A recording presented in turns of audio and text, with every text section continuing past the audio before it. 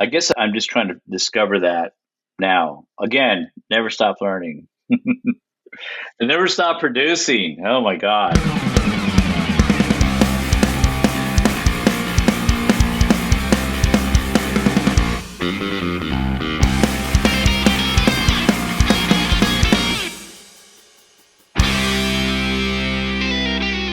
Hello, print friends, and welcome to Outlaw October, a month-long deep dive into the hearts and minds of the outlaw printmakers. I'm your host, Miranda Metcalf. Each week, I chat with artists who use print-based media to do something beyond the expected. And this month, we're doing something a little different. An exploration into one corner of the print world, the outlaw printmakers. Who they are, what they do, and what the heck makes an outlaw an outlaw. This is a bilingual podcast, so if you subscribe to us, you'll be getting episodes in English with me, as well as in Spanish with Ronaldo Gil Zambrano. Together, we speak to printmakers around the globe about their practice and passions in the world of printmaking. I have some exciting news for you, print friends. If you have been following along, listening to recent episodes, you know I am hosting a print event. In partnership with Print Austin, I'm bringing a month-long celebration of printmaking to Santa Fe, New Mexico, called What Else But Print Santa Fe. And we are getting precariously close to the deadline for applications. That will be November 1st, 2022. We have a print exchange, we have exhibitions, we have a print fair, and so much more. So head on over to printsantafe.org, check it out, and don't delay. Hello Print Friend is brought to you by Speedball Art Products. And you know they are getting in the spirit of things with Outlaw October. My guest this week is Carlos Hernandez, and they are giving away one of each of their fluorescent colors and screen printing inks. That's either fabric or acrylic, winner's choice. So head on over to the Hello Print Friend Instagram account and check out this episode's announcement for details on how to enter. In this episode, Carlos and I talk about his incredible career as a poster artist, collaborating with his childhood hero, Ed Big Daddy Roth, hosting some of the most wild and crazy print events out there, and Burning Bones Press. So, without further ado, sit back, relax, and prepare to hear the music with Carlos Hernandez. Hi, Carlos. How's it going? Hi, how are you? I'm good. I'm still good. I think. Good. Probably. Maybe. I think. Well, let's hope we can make it a better morning for a nice print chat together. Yeah. Okay. Yeah, I think I'm into that. Excellent. Well, I'm really looking forward to talking with you. I've known and loved your work for a very, very long time. And I feel like we're doing this month where we're talking to these outlaws.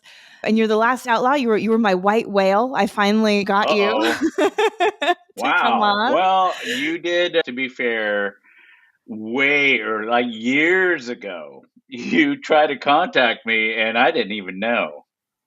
Wait. Oh, that's right. Yeah, we were talking about that. I sent you an invite maybe in like the second year of the podcast. And the second year is ages ago. What was it called then? It was called Pine Copper Lime. Yeah. Which no one could remember or understand. I didn't even. I don't remember getting anything from you, but it's okay. I'm here now. You're here now. This is why you're my white whale. As Ahab, I've been pursuing you across the seas of printmaking for years. Oh, thank you. I appreciate that. Yeah. Well, so and before we jump in, would you just let people know who you are, where you are, what you do? Wow. Well, I am Carlos Hernandez, and I live in Houston, Texas. And I am a printmaker, artist, collage artist. And what else? Oh, I'm just your typical guy. And I have lots of amazing friends and who are also in the art world. And I've had lots of amazing opportunities, and I really appreciate that coming from everyone who's given me those. I also run a printmaking studio. It's called Burning Bones Press. It's a community print shop. And yeah, that's kind of me in a nutshell. Yeah. And I'm also, maybe I'm an okay guy. Maybe. Probably. Don't cross me. Don't cross Yeah. me. I mean, I'll get to the moral test questions later on. Like I'll give Uh-oh. you the Okay, trolley good. test and that Yeah. comes later on so we can Give me we some can stuff see. where I can just dish the dirt. Yeah. But I'm Yeah. originally from Lubbock, Texas, and then I moved to Houston, Texas, and I've been here ever since. And so when you were growing up in Lubbock, what role did art Hmm. play in that part of your life? Well, I was your typical kid that would draw on spiral notebooks and stuff like that. Mhm. And I was that kid that loved Ed Big Daddy Roth, and I would draw all these monster cars with a big hand over the stick shift. And I would draw all the band logos, like the Kiss logo, and all that Mhm. stuff. And that's just that was my typical art training growing up, was just copying like pop cultural things like that. And that's how I grew up. And me and my brother, we had was a small Lubbock. Then was I always, I don't know why, but I just thought it was a lot smaller when I was growing up. And Hmm. there was a corner store in our neighborhood, and we would go there and look at Rolling Stone and Cream magazine, and Mhm. we would kind of get an idea of what was going on outside the world, and just kind of get inspired by that and know about Blondie and the Ramones and all of this kind Mhm. of stuff. And that added more fuel to the fire, so that when even today, I use a lot of that kind of stylings in my artwork. Like it's Mhm. typical to see like cowboys and cowgirls and things like that, but they also have like glam makeup on and Mhm. things like that. So I like to mix all the worlds. I like to mix Yeah. lots of things Yeah. together. Yeah. Yeah. As collage artists are wont to do, right? That's yeah. Yeah, of Mhm. course. And the way the collage art started was that I had, as printmakers, had all these prints laying around. They were in my flat files and things, and sometimes you just can't get rid of them. You think you're going to sell them, or I don't know what. But a few years ago, just before COVID hit, maybe even fewer, maybe even before that, I just started cutting them all up, slicing them up, cutting all my prints, and there was such a freedom in that. And I was like, Mm. whoa, this is cool. Yeah, Yeah. yeah, yeah, yeah, yeah. Cut, cut, cut, cut. And just cut everything, man. And then I had a pile of circles here, a pile of eyeballs here, a pile of faces here, and numbers here, and letters here. And then I started to put them all, rearrange them and put them all back together to create something new. So out of the ashes of these prints that I cut up came these new works. So you might have seen some of them in some of the artwork that I've done for like Print Austin, and it came from the Bayou, whatever, things like that. Yeah. And so where does printmaking come into your story? When were you introduced to it? Texas Tech Mhm. University, one of the last, I mean, I have a graphic design degree. So one of the last, one of the last courses I needed to take at my career at Texas Tech was I decided to take printmaking with Linwood Krennick.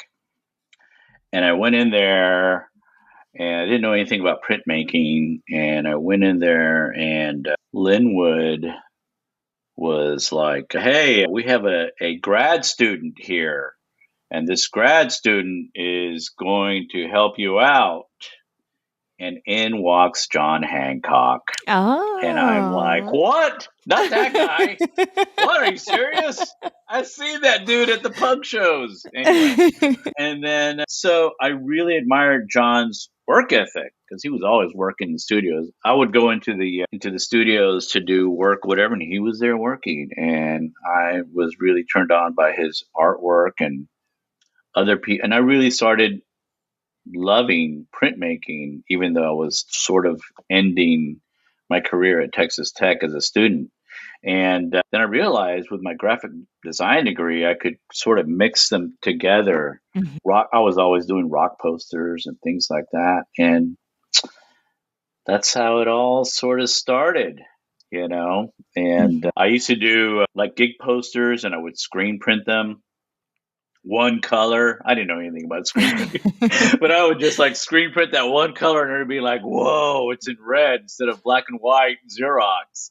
It's this red Xerox, and then I would throw the whole thing away, the whole kit away, like a speedball kit, and just throw it all away afterwards. But it was, yeah, I didn't know what I was doing. But later on, I got, um, I got a better at it, I guess, and learned the ins and outs of it. And then just became a process. Mm-hmm. So where I was really more focused on the imagery, and the process of getting that imagery out was through screen printing, which I really love.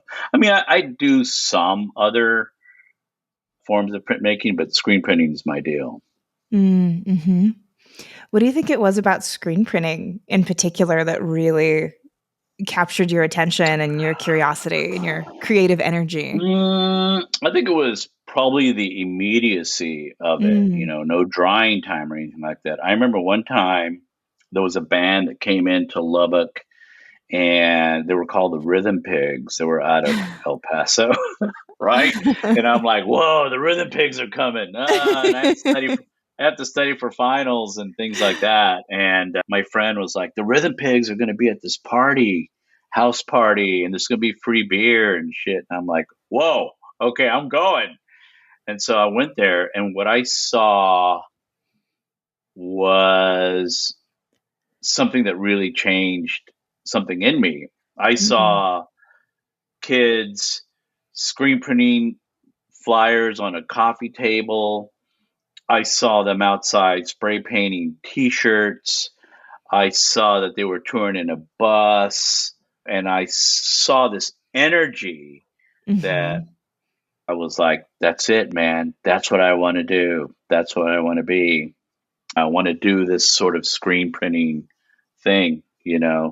But before that, I knew that I wanted it to be some sort of an illustrator before I even knew what that was. I worked at a TG&Y a long time ago. I think my mom was like, "You got to go get a job." Anyway, I was like 16 or something, and somebody got me a job at TG&Y breaking down boxes in the warehouse. They gave me this knife, and I thought that was cool, and I would just slice up these boxes and just cut them all up, right? And in this TG&Y, they had everything. They had, like, you could buy your underwear there. You Uh-huh. could buy pots and pans. It was like a five and dime store. And so I would one day I was sweeping, and I saw this Kiss album, because they had albums too, Mm, disco mhm. albums. And I saw this Kiss album. I was young. I think I was younger than 16. I may have been like 13 or something. It was one of those jobs where it was like totally under the radar. Maybe I was 12 or 13. It Child was like, labor laws just friend, being yeah, oh, totally. It violated, was like yeah. a friend of a friend, like, hey, we'll pay Carlos this if he can come break down these boxes. My mom would drop me off, and I would go in there, break down all these boxes. And one day they had me sweep up an area. Okay, I think I can do that. And I saw this Kiss album. Mhm. I picked it up. Like, whoa, what the hell is this? This is a band? Shit. Of course, I bought it, brought it home, put it on our family stereo. The family stereo was one of those big Magnavox things that my mom actually used as part of the furniture in our house with doilies and everything. Anyway, I opened it up, and it had those great late 70s tube amps. They're so warm and sound amazing. And I put this record on, and I'm like, whoa, man, awesome. It's just this rock and roll was coming out and I was like, wow, this is so good. And my mom came in. She was like, what are you listening to? I said, I had the album, the Kiss album, the Kiss Destroyer album. Mhm.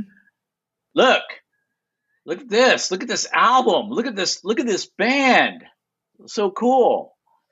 And I said, look at this artwork. Look at Yeah. the artwork. And she said, that's called Illustrator. an illustrator did that. It's called illustration, and an illustrator did that. And I'm like, what? And that's a job? And she's Yeah. like, yeah, it's a job. You can grow up to be an illustrator. And I'm like, mind blown. This is a job. That's what I want to do. I want to That's be an so great. illustrator. And so, well, here I am. And then you did it. Yeah. Yeah. I love that. I Yeah. love I that. And kept I that in mind. Because totally. but it wasn't just illustration in terms of like, hey, we have this book. Can you draw these leaves? I wanted to be the illustrator that did the rock bands Hmm. and did monsters and did whatever. I wanted Yeah. to try to keep that that part of me in the game, you know. Hmm. Yeah. It's interesting because I've been on this journey where I'm talking to some of your fellow outlaws. And I Uh-oh. think every one of them has spoken to an album, not necessarily like an album, but just like in general album art being Hmm. an influence. And so I think there's definitely Right. a through line there for sure. But also I've been kind of curious to it's made me it, well basically it's made me start thinking about how I don't think the kids these days can have any sense of how precious it felt like to discover something that was outside of the mainstream, because now everything Right. is microcosms and microcultures, and like this is my curated TikTok list of things I see and my Instagram and things I see. And so everything that we see now is to our taste because we can arrange it that way. But to have the experience you did of just of having your childhood life and then seeing something that really feels like a discovery, like you found some secret treasure into a world that you wanted to be a part Oh of. yeah. I don't know if Yeah, they're for going to have sure. that, you know? I don't know. Yeah, I don't know. I remember album artwork just being big influence on me. And then Mhm. discovering artists like I wasn't always a big Elton John fan, but I remember loving the Yellow Brick Road album, and it really Mhm. turned me on Elton John because at the time, like Elton John was like he was kind of like a glitter rock guy, if you can believe that. Uh-huh. But I remember opening up Yellow Brick Road. So it opened up, and on the inside was this amazing artwork, just amazing artwork. And thinking and looking at it, and like, wow, this is amazing. And later on, even like the punk albums, I Huh? remember that first Ramones album, thinking how simple and stark it was. It was like Mm. before Photoshop, like somebody took a photo Yeah. and really just made it dirty and grimy somehow Mhm. and used fluorescent ink for the Ramones logo and things like that. And even logos are inspiring. So, yeah, you're right. I mean, that sense of discovery, I think it's still there. I don't know how it's Mhm. used today, but I think it's still there. Yeah. But I hope so. there is something about holding something that's tangible. In other words, you're Yeah. holding it in your hands and discovering it because you haven't seen it before. You haven't seen it on TikTok or Instagram, or it's not in your face like everything is in your face today. Mhm. So, in terms of influences for you, and especially like the early formative influences, I'm always really interested in. We've spoken to album art, but then at the beginning, you mentioned this sort of the hot rod culture and the Ed Big Daddy Roth, who I know you got a chance to work with at some point as well in I your career. did. So, Yeah, I I'd love. remember. Go ahead. I was gonna say, so I'd kind of love to hear how you think that hot rod aesthetic shows up in your work now, and then I'd love to hear the story of you working with the Big Daddy. Yeah. Well, the Big Daddy. Well, yeah. I mean, I did love his artwork. I didn't realize years later. I realized that was a, sort of a custom culture Mm. SoCal look, and I loved Ed Big Daddy Roth's artwork. Ed Newton. I worked with Ed Big Daddy Roth to create a lot of those crazy monster images. Mm.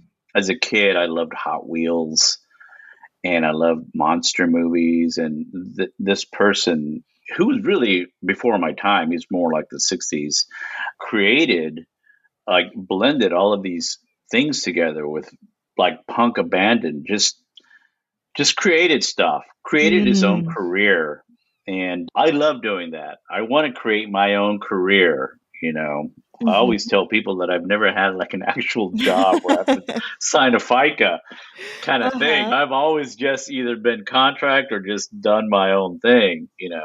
But he had that spirit, and I copied it, which every artist should do. You should Mm. copy other artists when you're young to figure out what you want to do. I think there's sometimes when you're a little kid, and of course, being a little kid and you're innocent, so on and so forth, you're always going to explore. I get that, but you got to have something to sort of copy and mimic, and like anything else, like any guitar player growing up, they want to be Eddie Van Halen. They'll Right. or see Ray Vaughan or whoever, and they want to mimic and copy those. That's how you learn to do things.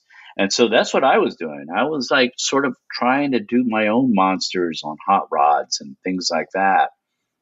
And but I did love that combined with music and pop culture. That's what defined me growing up.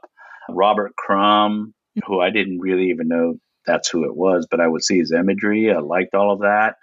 Years later, I would eventually catch up with Ed Big Daddy Roth.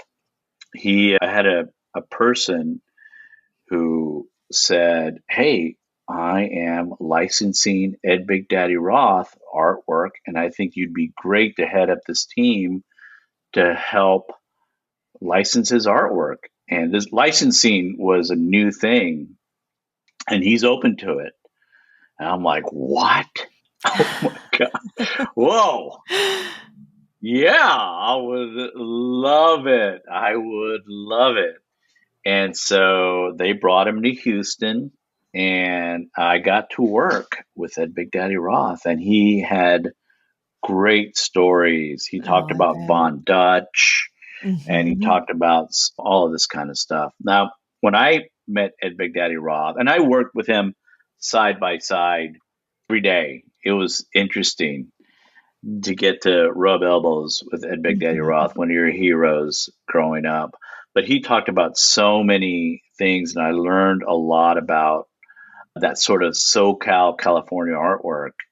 And again, it influenced me. It's like I dug in deeper and I started looking at the way things were made. But I also started thinking about how he was just so loose about it. He would Mm. just do it. It was like that sort of Nike things, just do this, man, and just create this and just create your own world. And so I've held that aesthetic.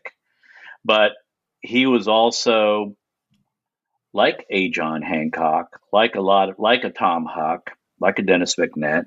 He was prolific. He just kept Mm. going, didn't stop. And I'm so grateful to have heroes like that where they just don't stop making, you know, and that's me. I mean, I guess, I don't know. I just don't stop making. And he was a big influence on me. I remember my dad had one of those art mail order things where you could like become an artist or draw this. And he had all these books. And in the back of these books had all these pristine clean pages for you to draw in these Oh. books. And I went in there as a kid, like, I don't know, I was like maybe 10 years old. I started drawing all my hot rod stuff in there. He would come back, he would like come home from work, like, "What are you doing?"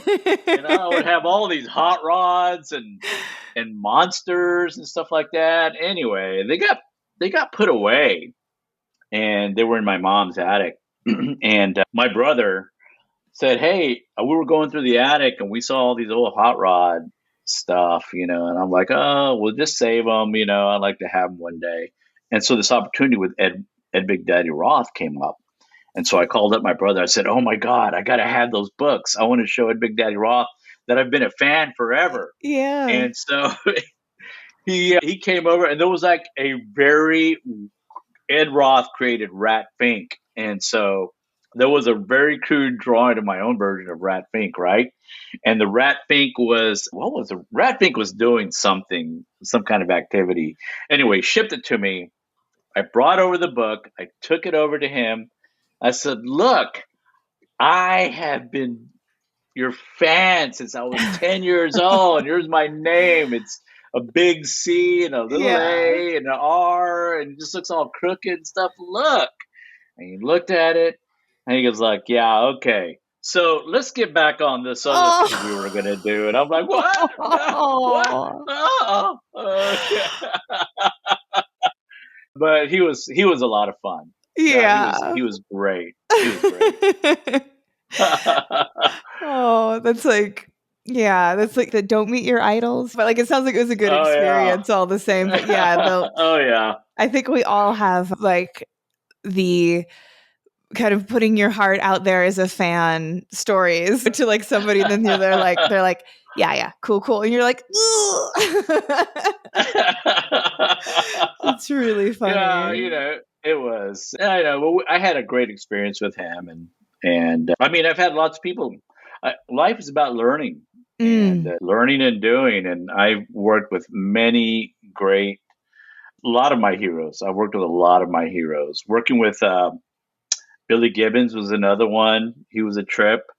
I got to do the logos for the cars of Billy F. Gibbons at the Peterson Museum, and I learned a lot about ZZ Top and learned about underground. And he was a big underground rock person, and he taught me a lot about that too. And big Southern Cal, knew all about that. So Very cool.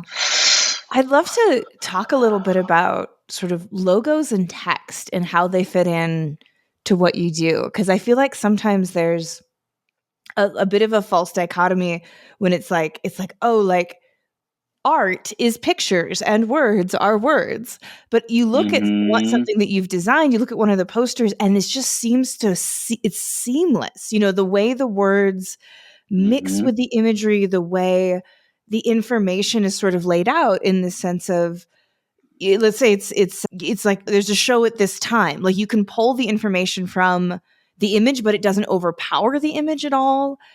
How do you do that? What's your process hmm of kind of finding that balance between something that needs to be didactic, but also something that is a work of art? It's really interesting.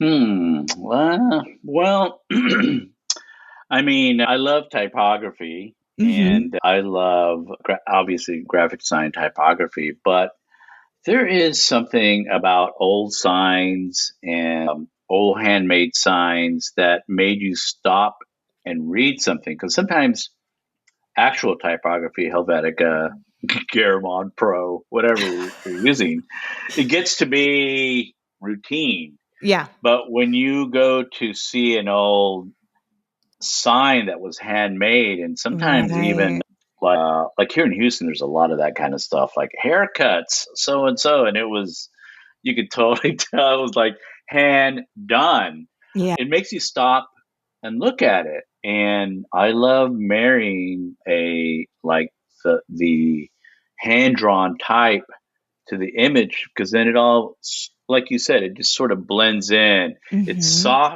softer, not so much in your face, even though my handwritten stuff is really big sometimes, but it becomes part of the artwork. And I think the artwork becomes more unique when you're able to do handwritten things like that. So that's how Hmm. I started, and I started doing a lot of that back in college when I was doing like a lot of band flyers. I just started drawing into the image. I don't know where that came from, but like sometimes I would see old signs or handmade things where they would like there'd be a picture of somebody and oh, they forgot to put the times of the store or whatever. So they would like maybe put that on the hair or Oh, somewhere on the uh-huh. face Yeah. without even knowing. And I'm like, oh my God, that's cool. I want to do that. Again, another thing where you pick up and you beg, borrow, and steal and think about like, how can I incorporate that into my art? So you're walking past, again, I'll use the haircut thing, a shop, and it has like all of it, some information, and, maybe the owner couldn't afford an actual sign company, so they painted their own thing and they're painting stuff, and they forgot to add this and forgot to add the whatever, and they Yeah. start painting over and over and start to actually paint onto, maybe they ran out of room and start painting on the face, start painting on the hair. Maybe they want to call out something and painted a big block of black with white on it. You start looking at it, you pass by this sign, you look at it, you're like, whoa, that's cool. I want to put Hmm. that in my art. I want to use that somehow in my artwork. And I think maybe I like to incorporate things like that. Yeah, yeah, because a lot of times the way the text is just folded into the imagery, Hmm. it's that's how I feel like it kind of walks that line a bit, where you can see the forms of the images, and then you have to sort of it's almost Right. like a magic eye poster or something where you're like, I can Yeah. look at the text or I can pull back and look at the image, or I can look at the text, and you can't really do both at the same time. But it just makes for a really interesting experience, and one that I think, yeah, is really related to gig posters like you talked Hmm. about as well. Well, thanks. I don't know. I just kind of like doing that. Yeah. I don't have any other explanation. That's just my thing. I love Hmm. incorporating hand drawn type Yeah. into the imagery because it just adds, like, why not make the type art too? Hmm. And it's not really like, I mean, people were doing that in the '60s, all the psychedelic beautiful type. Mine is not that. It's like scribbled on things. So yeah, Yeah. Yeah. My finding my mom own way.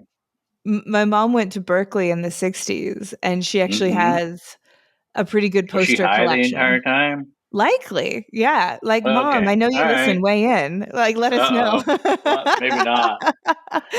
But she was a groovy feminist of Yeah, Berkeley 60s, and so I grew up with these framed posters. Some of them had yeah. the tack marks in them because she'd just taken them down after the Oh gig yeah. was over, but she just saw them as works of art even then. And there is like a real preciseness in that, where all the rounded letters are perfect and all of that. Right. And it's so I can see that in what you do, but there's such a like frenetic energy in all of your imagery that it doesn't have the like the acid trip, kind of Yeah. smoothness to it. It has the punk Right. rock Right. vibration to it instead, but it's still uh, there. Yeah. well, Yeah. I am glad. I'm glad you noticed. I mean, not that many people talk to me about the type work that goes into Hmm. some of these things, and I don't do all gig posters, but when I do and I have the opportunity, it's great. I'm still trying to figure out how to incorporate typography into my more what you would call fine art, and Mhm. I've done a few things, so I don't know. We'll see. Yeah. It gives you an excuse when you do a gig poster or an event poster, then you can obviously put that information on there. So, Hmm. Yeah. but the more like fine art things, I don't know. I guess I'm just trying to discover that now. Again, never stop learning. Totally. And Totally. never stop producing. Oh my God. Yeah. Too I many mean, well, people. I think like there's just so many. I see so many people on their journey and they just stop working. And I'm like, hmm. why? Like, but they want to be independent. They want to not work for the man, but you can't do that. You can't do that unless you really commit yourself to, Hmm. this is my life. I have to throw everything else away and only concentrate on this. And this is what Tom Hück told me. And I said, how did you become this thing? we're out drinking it one night, and he said, as I, I cut everybody out. I Mm, didn't have friends, girlfriend, nothing, because I wanted this so bad that that's what I had to do, is mm-hmm. really concentrate on this, because I never wanted to work for anybody. And I did that too. I didn't know that that's what I was doing, Right. but that's what I was doing. That's the only way you're ever going to be you're going to be that artist you want to be. Mm-hmm. Yeah. Yeah. I drove through St. Louis recently and actually stopped and got a coffee with Huck with my dogs. It was a nice St. Louis late When was summer this? day. This was a like couple weeks ago, I guess, 2 weeks ago Oh, now. wow. Yeah, it was really Okay. recently. And we were sitting and we were chatting, and he said something about being in the studio and that continual pursuit almost being like a spiritual practice, because it's like that Yeah. devotional energy. The way he didn't Hmm. go to this extent, but I can imagine like the way nuns get up at 4:15 in the morning every day to do the prayers, and then they do this thing, Hmm. and he's like it has that level of dedication. Hmm. And it's not something that people tell art students. They don't say, this is what you're gonna need to be an art monk or an art nun if you're gonna make this Well, I work. mean, I mean that's only if you want to be independent and Mm, you don't want to work for the man, because you know I can't believe about to say this, but I guess it's okay. It's okay to be a part-time artist, I guess. You got to work this other job, and I get that. You need income. mhm, But if you ever want to just get rid of all of that, everything, and just wake up in the morning and only do art and only be successful at it, you have to super concentrate on it, man. mhm. You have to cut everything out of your life and just do it, and the rewards will come. Yeah. And Yeah. if you look at all the people that I think that you've maybe interviewed in the last month or so for this series, all of us, every one of us, have that same drive. Mhm. Yeah, I think that's right, if I look back. Of course, Yeah. yeah, of course. You want to take a break, do things like that. But even on my breaks, I'm still doing something. Uh-huh. Yeah. Yeah, Oh I think boy, so. yeah. I guess, and I think speaking of doing something, you have this practice where you've got the fine art, and again, reversed quotes, right? Hmm. Like inverted commas, right? Because it's like whatever, it's all this spectrum. But like, so you've got the fine art, you've got the gig posters, you've done collaborations with like really big name brands, and then on Oh top of yeah. all of that, you also are the patron saint of hosting fun print events in the United States. I don't know how that came about. Well, yeah, I kind of Yeah. did, but How did that come about? And when did you start doing it? And yeah. yeah. Well, I would go to a few of these up north. There wasn't anything like that happening in Texas. Mm, Nothing. And there wasn't even back when we started Burning Bones Press, there wasn't even a community print shop in Texas. Now, Print on Flatbed was an editioning house, but 10 years ago, they weren't a community art space like where you could come in mhm. and rent. But maybe they were. I don't think. I mean, definitely wasn't common. It wasn't a known thing if it was Yeah. not 10 years ago. But so when Burning Bones Press started as a community print shop, in fact, in my travels, I would go around and look at other community print shops up north in my travels, and I'm like, how come we don't have that in Houston? How come we don't have that in Mm, Texas? Period. And when I came back, me and my friend of mine, Pat Masterson, who was a master printer, who incidentally actually was the master printer at Flatbed Press, moved to Houston, and we started palling around and talking, and we created Burning Bones Press. But we also knew that we wanted to do something very community oriented. Mm-hmm. And one time during Print Houston, it was just springing up. I had talked to Dennis McNett at Whataburger ages ago, ages ago. He may not remember this, but I said, I want to do my own. I want to do one here in Houston. And I want to do it and I want to make it a crazy name and I want to do it at a crazy space. I don't want to do it in an art gallery. I want it to be fun and I want it to be like an ink singer thing where it's not intimidating and you can bring your prints because a lot of younger or printmakers are on their journey that they don't have that opportunity, but I want to give them that opportunity. Like, I'm going to make this fun. We're going to call it Came from the Bayou. Mm-hmm. And that's what we're going to do. And it's going to be at St. Arnold Brewery at an old giant brewery, the giant beer hall. And we're going to do it there. And I'm going to invite all these printmakers and let's see what happens. The first one, I think, was at Continental Club here in Houston, but then we switched over to St. Arnold Brewery. And that's how it started. And I loved doing that. I love curating and getting these certain artists to have a certain vibe to that show. There was a certain vibe to everything else that was happening at Print Houston, but it needed its own outlet of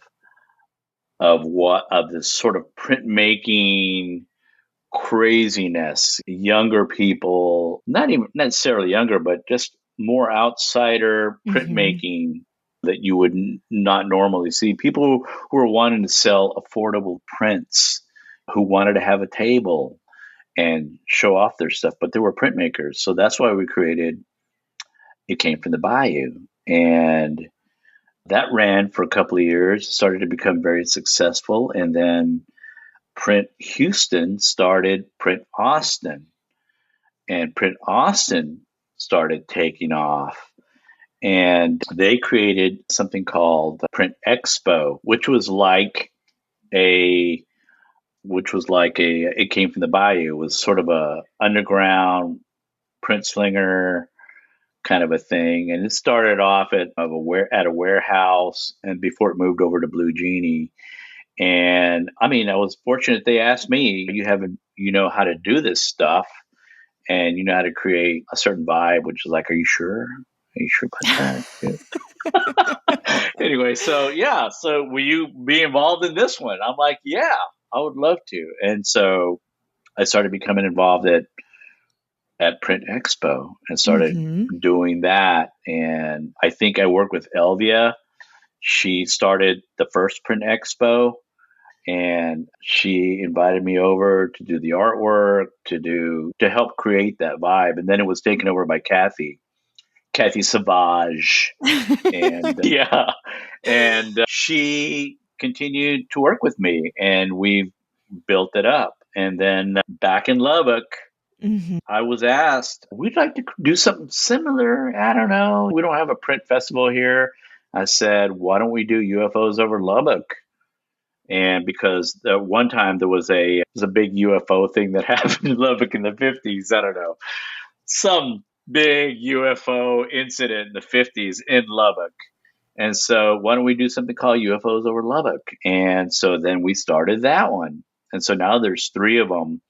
And I've been very fortunate to help curate that. And I hope to maybe even get involved with, well, we already talked about it. So I don't want to fool the people out there, but I can't wait to be involved with Print Santa Fe. Oh, I'm so excited. Like it's definitely like a bit of Thank you. Yeah, a bit of a dream because I had like when I started the podcast years ago, I had this idea that it would be so fun if it could turn into some kind of event, like something. Like, because gathering printmakers together is just the most fun thing. It's just the best. Oh yeah. Yeah.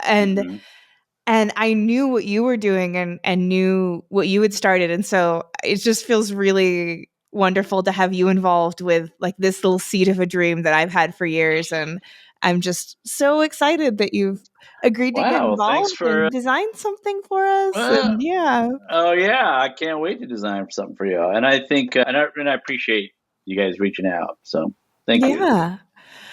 I want to make sure that we've got a little bit of time to talk about outlaw printmakers, because we mentioned that a Okay. little bit in passing, and we said that we've got a couple through lines of the album art and this kind of bit of like an outsider aesthetic perhaps as part of it.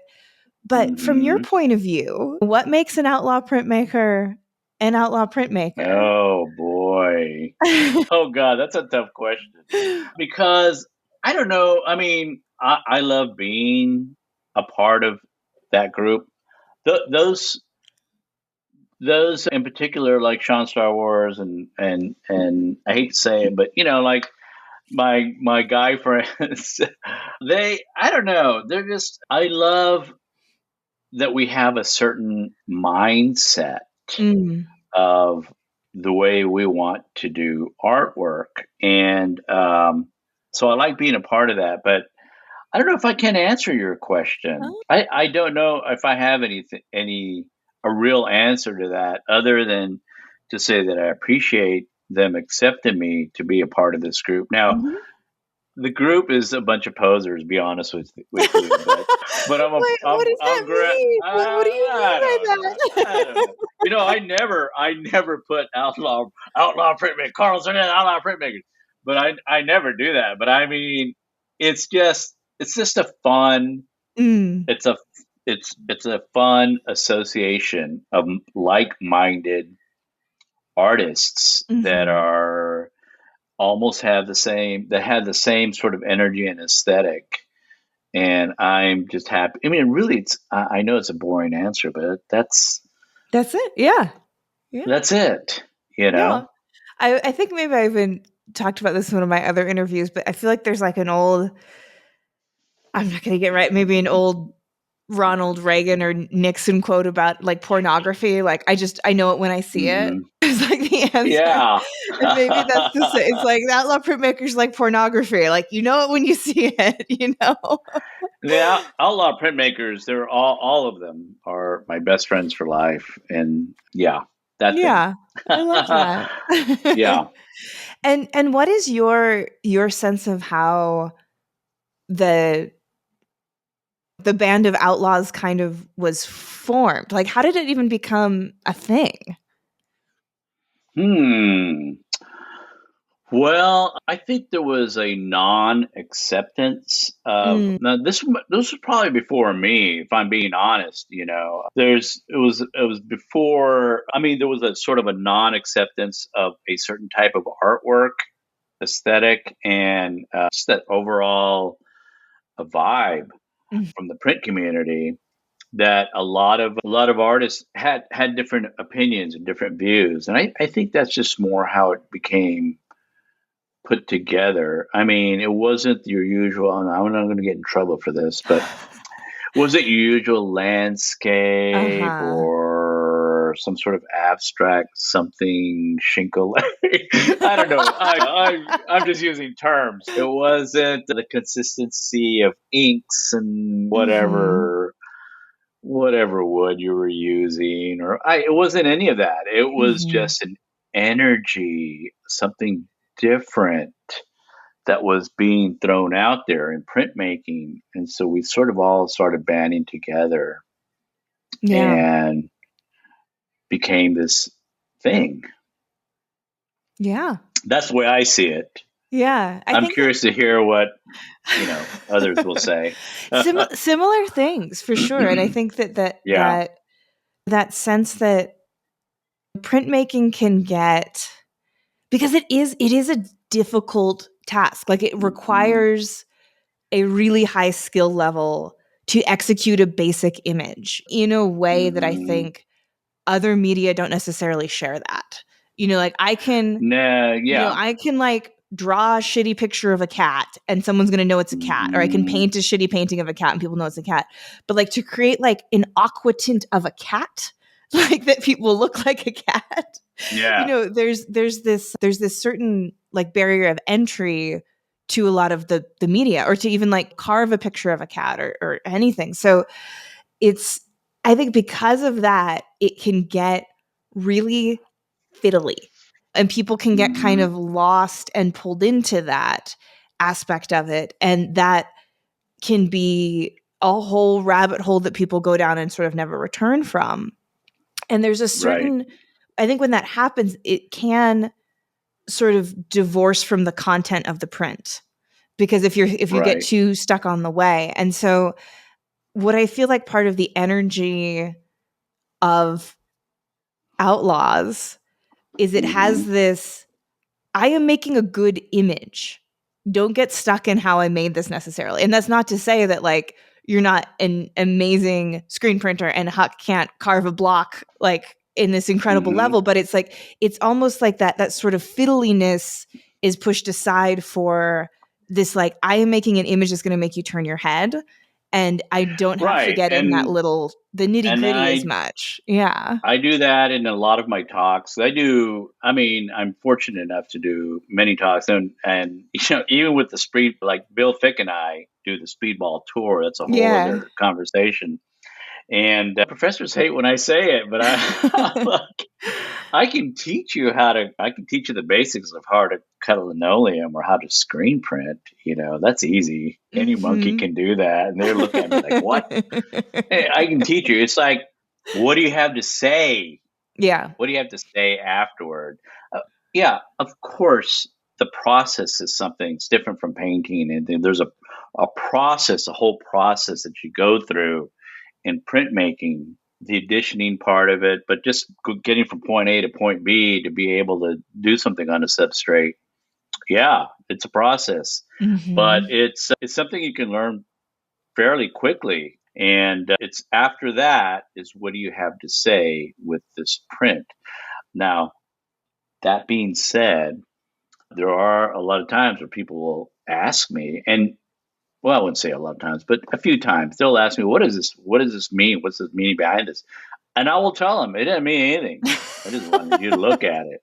Art doesn't have to mean anything, although it's probably coming from somewhere, someplace deep inside me. But there's no crazy meaning here. I'm just doing art. I'm doing something I love doing, and here it is. Yeah. So I love that. And I think that's a radical philosophy. It really is. And a really important one, that you can say the experience of viewing this is the end in and of itself. And that is like, that is why it exists in the world, is because I want people to have this experience. I love that. Like, I love artworks that sort of stand in that way. Because I respect anybody who wants to do something political or anything like that, but that's not me. I mean, I would be lying if I try to do anything like that. A little bit is sometimes the political stuff gets to be a cry for help. I just want to be like, I want to be accepted on my terms. If I want to do a cowboy with glitter makeup running down his face, that's what I'm going to do. Yeah. That's just it. And then you're going to have to accept me for what it is. Same thing with, like, you were talking about the corporate world, is that's why I get hired to do some of those things. Like the things I did for Levi's, they saw my work, but they didn't want me to compromise any of that. And the stuff, same thing I did for Apple. They wanted for me to just do my thing, Yeah. And so when I saw the Apple playlist, I was like, okay, they kept everything good. Yeah. Yeah. And that's Speedball too. Speedball's been very generous with letting me sort of do my thing too. So yeah, that's very important. Well, Carlos, I feel like we've kind of just scratched the surface, honestly, but we're already coming up on our recording mark. So I'm just really excited to have the opportunity to collaborate with you more. And I'd love to have you back on the podcast at some point and do a deeper dive. And I'm just totally chuffed that we're going to get to collaborate a bit for Print Santa Fe and make it a good event. So I really appreciate it. And thanks for chatting with me. All right. Well, thanks for having me on. Sorry it took several years. But we delayed gratification. Yeah. We finally did it. If you liked today's episode, we have a Patreon where you can get bonus content like Shop Talk Shorts, where our editor Timothy Pauschek digs deep on materials, processes, and techniques with past guests. But if monetary support isn't in the cards for you right now, The very best thing you can do to support this podcast is listen and tell a fellow print friend about it. And that's our show for this week. Join me again next week when my guest will be Tom Hück. We talk about what it's like to make some of the most beloved and controversial images in contemporary printmaking, selling affordable works for young collectors as well as sweets to the Met, and keeping the Tom Hück ethos alive. You won't want to miss it. This episode, like all episodes, was written and produced by me, Miranda Metcalf, with editing by Timothy Pauschak and music by Joshua Weber. I'll see you next week.